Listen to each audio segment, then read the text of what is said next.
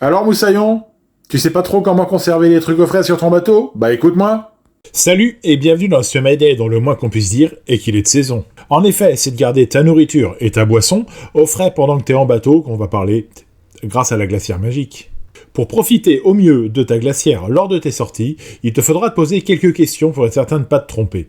Le choix prendra en compte différents critères. Les performances de réfrigération souhaitées, dépendant ou non de la température ambiante, la source d'énergie souhaitée et disponible, pas du tout d'énergie, 12 volts, 24 volts ou 220 volts, le niveau sonore acceptable, la taille de la glacière, son encombrement et sa capacité, le poids et la mobilité de cette glacière, et enfin les accessoires souhaités ou disponibles, la glacière concernée, comme les coussins, les ports USB, rangements ou fixations, etc.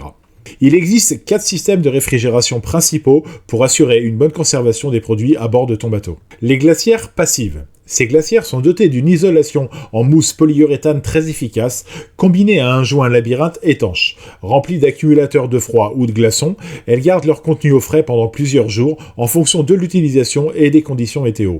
Compte tenu de leur conception, le rapport poids-volume est assez optimisé et le nettoyage de ces glacières est assez aisé et accessible. Les glacières à absorption. Avec une solution d'ammoniac concentré qui est chauffée dans un bouilleur et expulsée sous forme de vapeur, le gaz d'ammoniac sous pression est ensuite liquéfié dans un condenseur. Alimenté en hydrogène, il s'évapore et, au cours de ce processus, il extrait de la chaleur au récipient de stockage. Le gaz d'ammoniac pénètre ensuite dans l'absorbeur où il est réabsorbé dans une faible solution d'ammoniac. Enfin, la solution saturée reflue vers le bouilleur où le cycle entier recommence. Refroidissement au gaz, donc indépendant d'électricité. Alimentation 12 ou 230 volts, fonctionnement totalement silencieux et des performances de réfrigération en fonction de la température ambiante.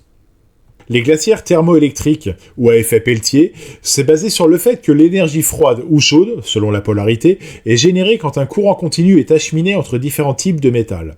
Cette puissance de réfrigération, ou de chauffage selon le cas, peut être accrue par des échangeurs thermiques et des ventilateurs. L'idéal pour de petits moyens et de volumes de refroidissement. Ces glacières fonctionnent en 12, en 24 ou en 220 volts, ont une efficacité garantie même en position inclinée. Elles sont légères et économiques et elles ont des performances de réfrigération qui dépendent franchement de la température ambiante. Ce sont des glacières qui fonctionnent au moyen d'un réfrigérant qui passe de l'état liquide à l'état gazeux quand il traverse un évaporateur. Pour réfrigérer l'intérieur de l'appareil, l'évaporateur en extrait de la chaleur. Le compresseur aspire le réfrigérant à l'état gazeux, le compresse et le transmet au condenseur. C'est là que la chaleur absorbée dans l'évaporateur est évacuée, le réfrigérant redevient liquide et repasse dans l'évaporateur où un nouveau cycle commence. Excellente performance de réfrigération, même avec des températures extérieures extrêmement élevées. Ces glacières permettent la réfrigération et la congélation. Elles fonctionnent en 12, 24 et 240 volts. Elles ont une très faible consommation électrique. Elles peuvent fonctionner à l'énergie solaire et quelques batteries sont intégrées. À titre d'exemple pratique, pour une sortie pêche, une glacière passive serait idéale pour conserver les appâts et les prises. Pour des sorties longues, il peut être opportun d'avoir plusieurs glacières de plus petite capacité pour être sûr d'avoir une meilleure gestion du froid à bord et plus longtemps. Et toi, quel est ton mode de conservation favori à bord du bateau ? N'hésite pas à me le dire en commentaire. Tu peux aussi en profiter pour partager cette publication, la liker et t'abonner à mon compte. Si t'es sur l'eau, je te souhaite du beau temps et bon vent ! Tu aimes ce que tu viens d'entendre ? Alors n'hésite pas à republier, à liker et à t'abonner à ma chaîne.